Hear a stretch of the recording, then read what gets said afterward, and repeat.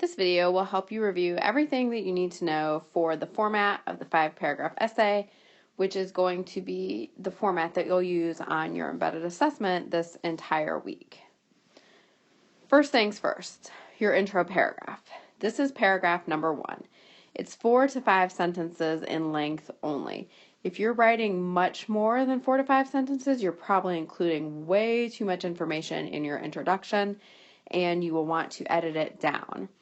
4 to 5 sentences is the perfect length for your intro because it doesn't allow you to ramble on and include things that are going to show up in your body paragraphs. Remember, the intro is a general introduction into your topic. It doesn't give evidence, it doesn't provide reasons, and nothing that is going to go into your body paragraph should really show up in your intro. Besides the thesis, but we'll talk about that in a second. So, what you can use as your lead-in would be a quote. We talked about this in class, and we had notes with an exemplar paragraph for you to use and look at, and I'll show that next. Remember, sentences number 2 and 3 will help tie your quote to your topic because you don't just want a quote hanging out without telling the reader really why this quote applies to your topic. Don't forget that when you're looking for a quote, check for maybe quotes from one of the famous civil rights leaders, or perhaps if you feel like a strong theme in your paper would be bravery, perhaps you just Google quotes about bravery, and you could also find a great quote that would apply to your paper. It doesn't have to be from a famous leader. It doesn't have to be from anyone famous at all. The quote just has to apply to what you're going to write in your paper.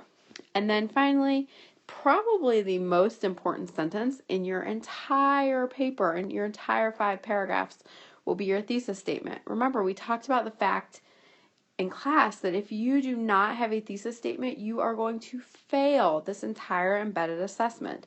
The thesis statement is essentially a map for your entire paper. It lets your reader know what will be in all 3 of your body paragraphs, and it really provides an order for which your paragraphs will go, and it should keep you on track with your body paragraphs. So your thesis statement is absolutely critical. Don't forget in the thesis statement to use the keywords from the statement. You can almost copy the beginning 3 words, but you've got to remember that your thesis statement, this is one of the most important things, is going to have 3 points or 3 things that you are going to prove. These 3 things that you're going to prove with evidence from the text will become your 3 body paragraphs. All right. This paper, you should have it in your notebook somewhere in your binder. This was the paper that we used in class. We used this as a set of notes, and we used this paragraph. It was about the Montgomery bus boycott. You wrote an example paragraph about the Little Rock Nine, an intro and a conclusion. You did not write the 3 body paragraphs. In addition, we put many, many notes on this paper. Don't forget, you have to have a lead-in for your quote. So I've put a star by that, and you can see that right here. You've then got your bridge, which includes sentences number 2 and 3. It kind of ties your quote to the whole point of your paper. Remember, we talked about how I used the word great things, and great things was in my quote. And we also talked about small actions. So I kind of just tied this to some words that were in my quote. And then finally, sentence number 3, remember we talked about it, is your thesis statement, and it's got those 3 points that are very important. These 3 points are absolutely going to turn in your body paragraphs. This will be body paragraph number 1. Order is important. Whatever word you put in as your first word should be your first body paragraph. They have to line up. This will be your second body paragraph, and your third body paragraph will all be about how the people participating in the Montgomery bus boycott were persistent and they did not give up. The order is very important. If you put these in one order in your thesis statement, but they aren't in that same order for your body paragraph, you will have points deducted. Mrs. Messer and I offered conferences, writing conferences, and not too many people took advantage of those. If you need a video reminder of how to write the intro paragraph and the conclusion paragraph, please, please, please take advantage of this link. It is on Mrs. Messner's website. You can go to Mrs. Messner's website and find it, or you can just type this in your YouTube search, or you can use my channel to find this. As you can see, it is called Intro/Conclusion Review. You can watch that if you'd like to. It will definitely help you, and it'll teach you the whole lesson again. Maybe you don't need to watch the entire video. Perhaps you only need to watch one part of it. Moving on, it's time to talk about your body paragraphs. Your body paragraphs are paragraphs number 2, 3, and 4. They are sandwiched right in the middle of your 5-paragraph essay. These paragraphs are 7 sentences in length, and I'll show you the format here in a second. These paragraphs are 7 sentences, not 8 like the other ones that we've written, because you must include a counterclaim. This is absolutely one of the most important parts of your 5-paragraph essay, and you have to make sure that you've got the counterclaim in there. Don't forget to try this. Maybe try and vary your transitions and your starters. Instead of using first, second, finally every single time in every one of the body paragraphs, I would suggest, and it'll help you out on the rubric, that you mix those up. So perhaps at some point you try something that you've never used before, maybe like furthermore or in addition, something like that. Just make sure you put them chronologically in a place that makes sense. You shouldn't use in addition for your first transition word, and hopefully that makes sense. And then finally, please, please, please feel confident. We have written almost 1 million body paragraphs this year. You know how to do this. I know that you can find great text evidence. I know that you can write incredible commentary at this point in the year, and I know that you're going to do a good job on these paragraphs. We have written so many that I am very confident that you're going to do really, really well on these body paragraphs. Let's talk about the body paragraph format. You've got this here, and you will not have access to this on the embedded assessment. So at this point, you really should have this memorized. The only thing that changes from the other billion paragraphs that we've written this entire year is that instead of another piece of evidence and a commentary sentence, you've got a counterclaim. Don't forget that when you use a counterclaim, you can use one of the starters from your orange sheet, which you will be able to use on the embedded assessment. And then you've got to remember the counterclaim is all about recognizing the other side first and then putting, tying it back to whatever your topic sentence in your paragraph was about and giving your side of the story. Remember, there were several steps in writing a counterclaim. We went over these steps several times in class, but I wanted to show you again. Remember, when writing a counterclaim, you have to pick a starter from your orange sheet. I would suggest that you vary these and not use the same one in every single one of your 3 body paragraphs. Present the opposite side first, so give the argument against yours. Step 3 is to then present your side, and please, please, please, never in any part of your essay, and especially the counterclaim, please do not include first person. At this point in the school year, if you are including first person in any part of your essay, you are simply ignoring what we have taught you all year, and that is absolutely unacceptable. You can count on losing an extensive amount of points if you include first person in your essay at this point in the year. Other notes for the format of the body paragraph, just remember to include all of the parts. Your topic sentence is a very simple sentence. It should not give evidence. It should just tell, for example, if you're writing a sentence about the fact that maybe someone that you're talking about from your event was persistent, you simply state that the people in this event were persistent. You don't have to go any further than that. And then don't forget, when you're finding text evidence, your two pieces of evidence must come from the text. These pieces of evidence do not come from your brain. They do not come from other things that you've read this year or other things that you know. They must come from the text, and you can use only one quote. You can use one quote from the text, not two quotes from the text. One piece of evidence can be a quote. I don't care if you put it for evidence number 1 or evidence number 2. It does not matter.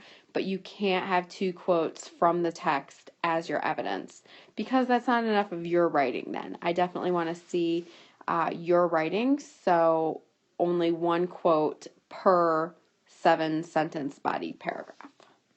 Mrs. Messner has this exemplar paragraph posted on her website, and I just wanted to show it to you again. You can read this paragraph, you can pause this paragraph and read it. A few things that I'd like to highlight that Mrs. Messner did. She did a nice job mixing up her transitions. So she uses for example and furthermore. I like these because they are a little bit different than the typical first and second. I feel like younger children can use those. Let's try to start using some of these more mature transition words. I like that.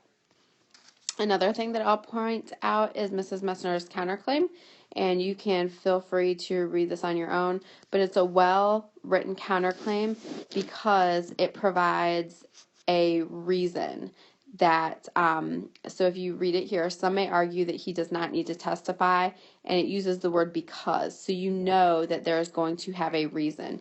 Your counterclaim cannot just state that he should not testify. You can't just end it here. You have got to give a reason. Why shouldn't he testify? Well, he shouldn't testify because it will put himself in danger. So there's a reason provided for why Hiram should not testify. You have to make sure that you have a reason. Furthermore, on the other side, when you start to give your side of the counterclaim, you will also see that we provided a reason. Testifying is necessary. We don't stop it there. We add a reason. Why should he testify? Because we have got to stand up to these murderers. So we have a counterclaim, but we also give a reason for why this should and should not happen. Because remember, in a counterclaim, you present both sides. Another thing that I'll point out here is that Mrs. Messner has used only one quote, and she's also done a really nice job with a lead-in for her quote, if you will. Remember, we talked about this in the intro paragraph, but she also did a nice job here. She doesn't simply have her transition word and then her quote, which a lot of you do. She has a really, really nice transition word, but then she also has this information right here. Oops. Right here, that kind of leads into her quote. So it explains her quote, it gives a few more details about her quote, and then she can add her quote in. Having a lead in for your quote is very important, even when it's in your body paragraph. This body paragraph is pretty different from what you'll be writing because this body paragraph was about Mississippi trial when we were talking about Emmett Till, but it still does a nice job with the format of the body paragraph, and it still is nice for you to read because it has all the parts and it's very well written. If you want to see some additional information about the body paragraph, remember we have written multiple body paragraphs, and you can especially check your Google Docs because you wrote a body paragraph about Gary and if Gary should or should not integrate Central High School, if he should or should not be chosen. So, and I know that you were given multiple comments on the paragraph. So if you still have some questions about the body paragraph, I would definitely sign into Google Docs and check that paragraph, see what feedback you got, and see what things that you'll want to improve upon for your embedded assessment. Finally, paragraph 5 is the concluding paragraph. Remember, important pieces of the concluding paragraph. You absolutely have to restate your thesis, and this time, instead of it being the last sentence in your paragraph, it is the first sentence in your paragraph. And then you'll want to provide a final impression for your readers. You want to say something to your readers that will leave an impression in your reader's mind so that they remember your paper and what you've tried to prove. Mrs. Messner's example from class was about the bus boycott, and it was really, really nice because not only did she show you her thesis statement, you can then see how it was restated in her concluding paragraph. So this would have been the thesis statement from her intro paragraph. It would have been the last sentence in the intro, and then you can kind of see how it's restated in the concluding paragraph. So I'll just underline it right here, and I want to show you a few things. So in the intro paragraph, she has her 3 points as organization, leadership, and persistence. These would have been her 3 body paragraphs.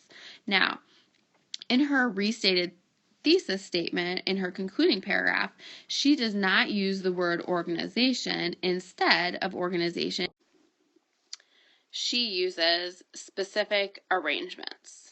So that was the synonym that she came up with. Instead of leadership, she decided to go with great guidance. And then finally, instead of persistence, she went with unwavering attitude. So she kind of had to work hard here to find some synonyms that weren't exactly the same, but that also meant the same thing. Remember, please feel free to check out the website, thesaurus.com, because that's a great place for you to find some synonyms as well for your restated thesis statement. And then finally, her final impression, you can see that her final impression is sentences 2 through 4, 2, 3, and 4. She's got it right here. And she talks about the fact that this was difficult, it was not easy, and everyone had to step up and do their part. And I like that because it is true, and it gives you an idea of what exactly had to be done to accomplish the goal. That's really going to be an important thought for whatever topic we give you for your embedded assessment, which we will not reveal to you quite yet, is the fact that everybody in the civil rights movement, they had a goal. Think about what goals they were trying to accomplish, and that might help you with some of the things that you can write in your intro or your concluding paragraph. Remember, if the concluding paragraph is still a topic that you don't really understand, you can watch this video that we talked about earlier. Use the link to watch the video because it goes over this more specifically. All right, in conclusion, while this may seem like a daunting task, writing 5 paragraphs, when you think about it, this is 5 paragraphs that is only approximately 29 sentences. You've got 21 sentences wrapped up in your body paragraphs. That's 3 paragraphs at 7 sentences each. You've got a 4-sentence intro and a 4-sentence conclusion. That's really only 29 sentences. I feel like when you look at it that way, it doesn't seem as nerve-wracking or as scary. Please make sure that you are revising as you go. You are going to have 4 full class periods to write this, and we talked about in class earlier last week about how something that you've written in your thesis statement, when you go to write your body paragraph, maybe it doesn't work. Maybe it doesn't make sense anymore. Maybe you can't find enough text evidence to support what you've stated. So just revise. It is okay to change things. It's okay to make corrections and take things out and add things in and change things as you go. That's what good writers do, and that is going to be the expectation for your body paragraph. One other thing that I would like to pretty much remind you and actually beg you to do is please, please, please check carefully for capitalization and punctuation. At this point, you are a 7th grader. It is not acceptable to include sentences that don't start with capital letters and sentences that don't end with periods. 3rd graders can use capital letters and periods. So please make sure that you do as well. And then finally, the last piece of advice that I have for you is to budget your time. You have 4 full class periods, but if you are messing around, if you are not being serious, if you are taking too long to find text evidence that simply doesn't exist, you will run out of time. 4 full class periods is an exorbitant amount of time to write paragraphs. But if you do not budget your time, you're going to find yourself with problems in getting this completed. If you have any questions, please refer to Mrs. Messer's website for additional help, and please don't hesitate to ask. As usual, we're not going to write anything for you. We can't help you a whole lot on the embedded assessment because this is your time to let us know what you know and how you can do on this. But if you have some type of question about the format or about something that you don't understand, we can possibly answer you or at least direct you to a place in which you can find your own answer. So good luck. You're going to do great.